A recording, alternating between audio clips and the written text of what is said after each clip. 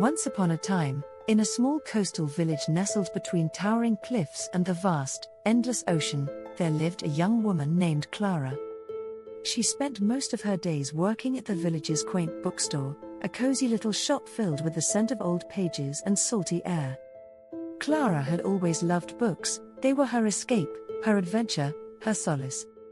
Yet, despite her rich inner world, she had never known the kind of love she read about in the pages of those stories. One foggy afternoon, as Clara was arranging some newly arrived books, a man walked into the store. His name was Elias, a photographer who had recently moved to the village to capture its breathtaking landscapes. His dark eyes were filled with a quiet curiosity, and his presence seemed to warm the room despite the cold winds outside. Clara noticed him immediately.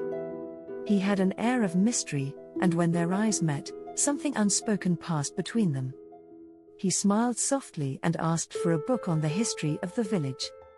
Clara, eager to impress, led him to a shelf in the corner of the store and, for the first time, found herself talking about something that wasn't written in a book, her own life. They began to meet regularly, each time with Elias asking her more about the town, about herself. They would sit together, sometimes in the bookstore, sometimes by the cliffs overlooking the sea, talking for hours about everything and nothing. With each conversation, Clara found herself drawn to him more and more. He had an easy way of making her feel understood, and he would listen to her dreams and fears without judgment. As the days turned to weeks, Clara found herself dreaming of Elias when she closed her eyes, her heart beating faster every time he smiled at her. Yet, despite their growing closeness, she hesitated. She feared opening her heart to someone, afraid it would be like the novels she had read, complicated and filled with heartache. One evening, after a particularly long walk along the shore, Elias stopped and turned to her. The golden light of the setting sun reflected off the water, casting a warm glow on his face. "Clara," he said gently, "I know this may sound sudden, but I've been falling for you in ways I can't quite explain. You make the world feel like a place of possibility." Her heart skipped a beat. The words she had feared were being spoken aloud, and yet, there was no fear in his eyes, only sincerity. Clara stood still for a moment, overwhelmed by the weight of the confession. She had never expected love to find her like this. She had thought she would have to chase it, but instead, it had quietly found its way to her. "I've been afraid," she confessed, her voice barely above a whisper. "Afraid that loving someone means losing yourself, or that it's too late for me to believe in something real." Elias reached out and took her hand, his touch warm and comforting.